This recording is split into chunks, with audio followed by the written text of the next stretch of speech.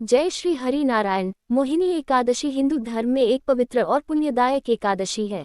यह एकादशी भगवान विष्णु को समर्पित होती है।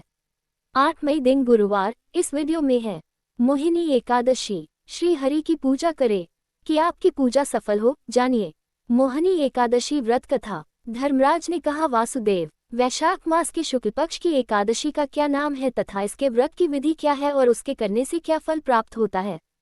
श्री कृष्ण बोले, हे कौन्तेय, अब मैं वह कथा सुनाता हूँ जिसका वर्णन महर्षि वशिष्ठ जी ने श्री रामचंद्र जी से किया था। एक समय श्री रामचंद्र जी ने गुरु वशिष्ठ जी से कहा, गुरुदेव, मैंने जनकनंदिनी सीता के वियोग में बहुत कष्ट पाए हैं, अतः आप कोई ऐसा व्रत कहिए कि एकादशी महात्म्य जिससे समस्त पाप और दुख नष्ट हो जाए। महर्षि वशिष्ठ जी ने कहा, हे राम, आपने प्रश्न बहुत ही सुंदर किया है। वैशाख माह के शुक्ल पक्ष की मोहिनी नामक एकादशी का व्रत विधिपूर्वक करने से मनुष्य के समस्त पाप और दुख नष्ट हो जाते हैं। इस व्रत के प्रभाव से मनुष्य मोह जाल से मुक्त हो जाता है। सरस्वती नदी के तट पर भद्रावती नगर में सोमवंशी धृतमान नाम का राजा राज्य करता था।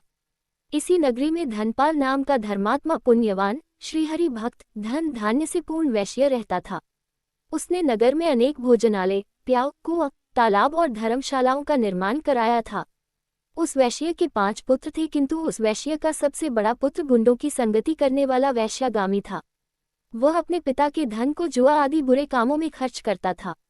वह बड़ा नीच, देवताओं, पितरों आदि को न मानने वाला, अत्यंत पापी, मांस मदिरा प्रिय, परस्त्रियों के साथ भोग करने वाला, अत्यंत दुराचारी था। कभी कभी वेश्याओं के साथ बाजारों इत्यादि स्थानों पर भ्रमण करता था। उसके इस आचरण से दुखी होकर उसके पिता और भाइयों ने घर से बाहर निकाल दिया और वे सब उसकी निंदा करने लगे। जब वह घर से निकाल दिया गया तो वह अपने वस्त्र आभूषणों को बेचकर अपने नीच कर्मों की पूर्ति करने लगा। जब उसके पास कुछ भी न रहा तो वेश्याओं और गुंडों ने भी उसको त्याग दिया।